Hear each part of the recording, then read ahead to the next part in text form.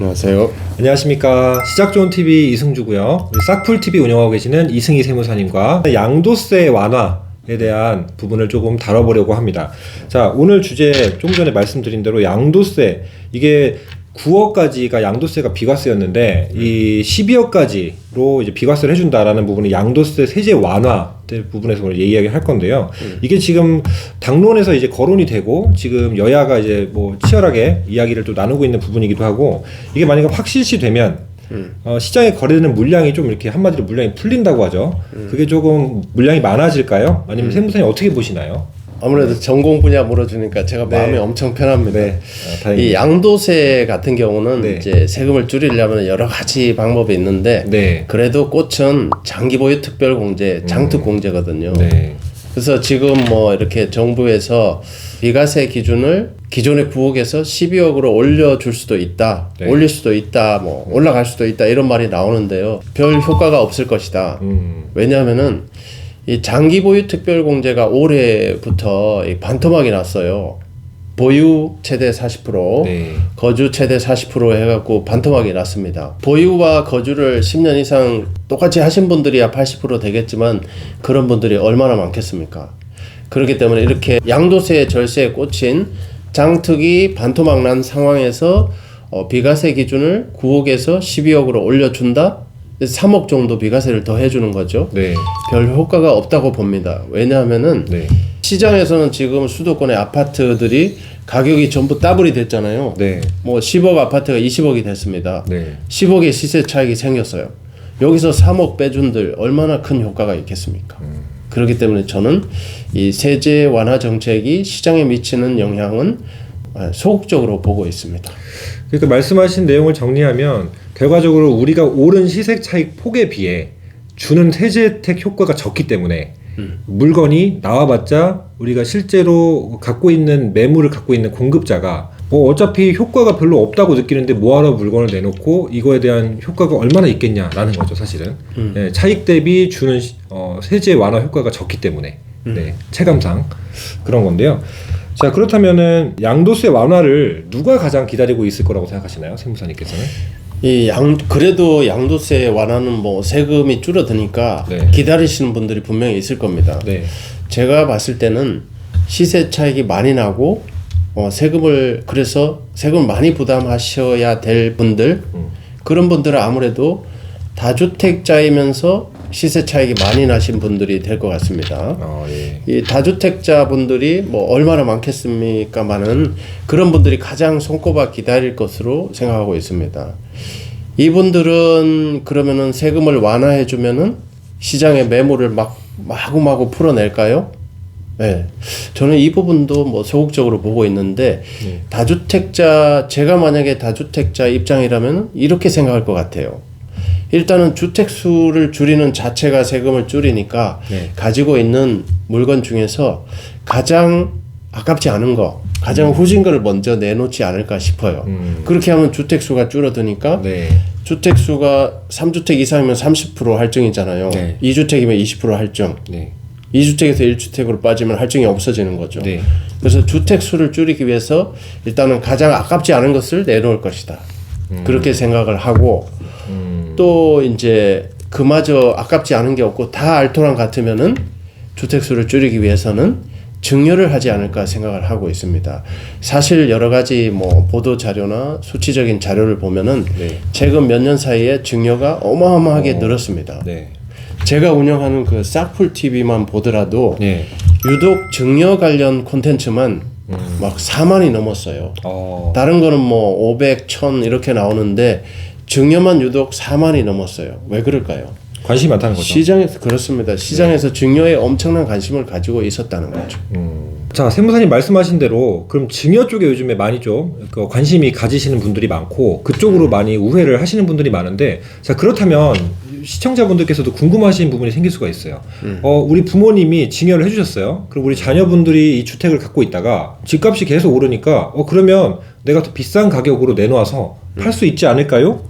비싼 가격으로 저는 공짜로 받았으니까 비싼 가격으로 팔면은 완전 엄청난 이득이겠네요 라고 궁금하실 수 있는데 이 부분에 대해서는 어떻게 할까요? 그렇죠. 증여를 받은 다음에 뭐 가격이 엄청나게 올라서 팔게 되면은 이 오른 가격으로 증여받은 사람이 이 자금 마련을 할 수 있으니까 엄청난 메리트가 되는 건 사실입니다. 뭐 가령 10억의 증여를 받았는데 뭐 15억이 돼버렸다. 그러면은 매각을 했을 때는 15억이 내 수중에 들어오는 거죠. 훌륭한 자금 마련 수단이 될 수도 있습니다. 그렇지만 이 세법이 그렇게 호락호락하진 않습니다. 이 부모 자식 간의 증여를 했을 때는 특수관계자라고 하잖아요. 특수관계자 간에 증여를 했을 때는 2월 가세, 양도소득세 측면에서 2월 가세라는 제도가 있어요.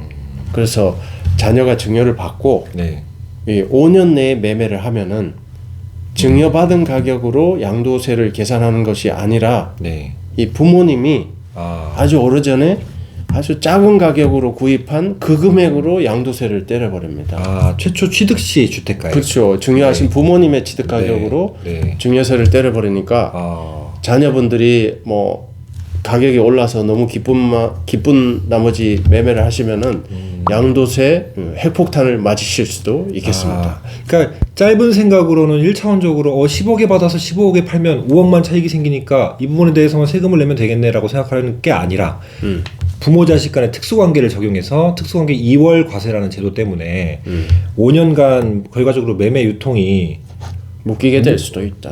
묶이기도 하고 그리고 이제 또 이럴 때는 2월 과세 적용이 되기 때문에 최초 이전 양도자인 우리 부모님의 취득가액을 적용을 하기 때문에 엄청난 차익으로 계산이 될 수가 있어서 말씀하신 표현에 이르면 핵폭탄을 맞을 수도 있다라는 부분을 또 참고하시면 좋을 것 같습니다. 자, 그럼 파생되는 질문 한 가지만 좀 제가 드리겠습니다. 세무사님.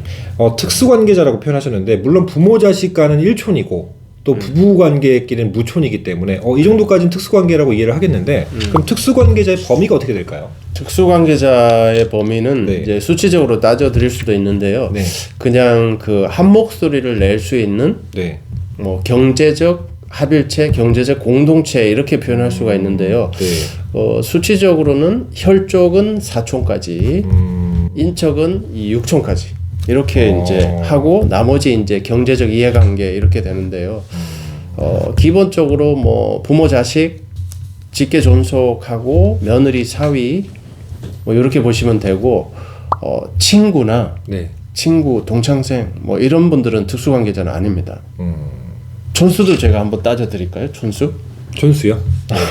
이것도 많이 헷갈려 하시는데 촌수는 일단 부부관계 간에는 모촌이잖아요. 빵이죠. 일심동체. 그렇죠. 그래서 모촌입니다. 남남간이라고도 하잖아요.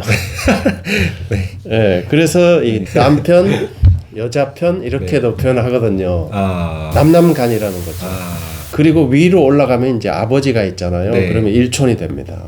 그리고 아버지와 아버지 형제 간에는 이 부모가 다르기 때문에 2촌이 되는 거죠. 그래서 나의 아버지의 형제는 3촌이 되는 거죠. 1촌 더하기 2촌. 그렇습니다. 그리고 삼촌의 아들은 삼촌하고 아들 간에는 1촌이지만 이 내가 봤을 때는 삼촌의 아들은 1촌이 더 늘어나니까 4촌이 되는 거죠. 이렇게 이제 4촌을 표현할 수 있고 6촌은 사촌이 아들을 낳고 그 아들이 아들을 낳으면은 6촌이 되는 거죠. 밑으로. 사실상 굉장히 먼 뭐 1년에 한 번 보기 힘든 사실 일반적으로 그런 사이일 수도 있겠네요. 그렇습니다. 네, 우리 세무사님의 특수관계자에 대한 설명 잘 들었습니다. 자, 그럼 이제 마지막으로 우리 최초의 주제였던 양도세 완화 등 이제 세제가 일부 개편될 거에 대해서 거래되는 물량이 줄어들 것으로 보시나 결론적으로 어떻게 보시나요? 세무사님께서는? 앞서 말씀드린 것처럼 이미 증여를 이렇게 진행하신 분들이 굉장히 많습니다. 이미 증여하실 분들은 상당 부분 증여를 하셨고요. 그리고 이제 말씀드린 2월 과세 때문에 자녀분들이 그 요즘에 유튜브도 많고 정보 접근성이 높기 때문에 이런 정보도 많이 알고 계신 분들이 상당히 많습니다. 그렇기 때문에 아무것도 모르고 양도하실 분들은 뭐 거의 없다고 보시면 될 것 같아요. 그렇기 때문에 이 2월 과세 때문에 증여 받으신 분들의 물량은 향후 5년 정도는 매매 유통이 거의 묶이게 될 것이다. 이렇게 볼 수가 있습니다. 그렇기 때문에 제가 볼 때는 이 양도세 완화가 시장에 미치는 영향은 악어의 눈물처럼 그냥 흐르는 듯 마는 듯 질금질금 나타날 것이다. 이렇게 볼 수 있겠습니다. 결론적으로 미비할 것이다 라는 거네요. 그리고 또 이제 5년간 매매 유통 묶이기 때문에 또 매물 잠김 현상이 또 유지가 될 수도 있다라는 거고, 그리고 결과적으로 이제 이 정도 큰 거래 금액을 사실은 매도를 하실 분들은 사전에 컨설팅을 항상 받으시기 때문에 세무 상담을 통해서 추천을 거의 못 받으실 거란 말이죠. 그러니까 사실 매물 잠김 현상이 유지될 것으로 또 우리 세무사님께서는 보시는 측면이 있다라는 거고요. 자, 끝으로 이건 제 개인적인 질문인데요. 네네. 하나 제가 궁금한 게 있어요. 우리 장기보유 특별공제라고 해서 우리 9억까지 비과세고 그 이후부터 1주택자들은 주는 혜택이 장기보유 특별공제라는 부분들은 많이 알고 계실 텐데 기존에 80%까지 최대로 해줬던 장특공제가 이제 반토막 났다고 하신 게 이제 나눴잖아요. 거주요건과 보유요건을. 그래서 보유는 이제 갖고만 있으면 명의가 등기상 내 명의만 되면 시간이 지나면은 이걸 받을 수 있지만 그래봤자 맥시멈 40%인데 중요한 건 이 거주요건인데요. 일반적으로 거주도 동시에 진행을 하면은 같이 80%를 받겠지만 사실상 세를 주는 경우가 훨씬 많단 말이죠, 실무에서. 그러면은 거주요건에 대해서 궁금한 부분인데 40%까지를 받을 수가 있는데, 그러면 제가 최초에 2년을 살았어요. 그러다가 다른 데로 전출을 한 겁니다. 세를 준 거예요. 한 4년 정도 다른 데 세를 주다가 마지막 4년을 다시 거주를 한 겁니다. 그러면은 합쳐서 6년으로 쳐서 처리가 될까요? 아니면 2년 살았고 4년 끊고 다시 4년 살았으니까 이거는 4년 산 것만, 마지막에 산 것만 적용이 되는 걸까요? 네. 장기보유 특별공제는 말씀하신 것처럼 네. 이제 보유하고 거주로 나눴는데 네. 보유는 이제 3년부터 카운트를 해주고 있어요. 네. 3년부터 카운트를 해주고 거주는 이제 최소 2년부터 해주고 있어요. 2년. 네. 거주는 실제 거주한 기간을 다 인정해주기 때문에 말씀하신 2년하고 네. 이 4년을 통산해서 6년을 인정해줄 수 있겠습니다. 아, 그럼 중간에 전출을 갔었더라도 매도 시점에 통산, 네, 장기보유 특별공제 받을 수 있는 그 시점 전체를 합쳐서 해준다 라는 부분이네요. 그러면 이 부분은 그나마 조금 다행인 부분이라고 생각할 수가 있을 것 같습니다. 네. 자, 개인적인 질문에도 또 답변해 주셔서 감사합니다, 세무사님. 자, 그러면 오늘 이번 질문 양도세 완화에 대한 세무사님의 의견에 대한 주제를 마치도록 하고요. 또 다음 편에서 저희 또 다른 주제로 찾아뵙도록 하겠습니다. 감사합니다. 감사합니다.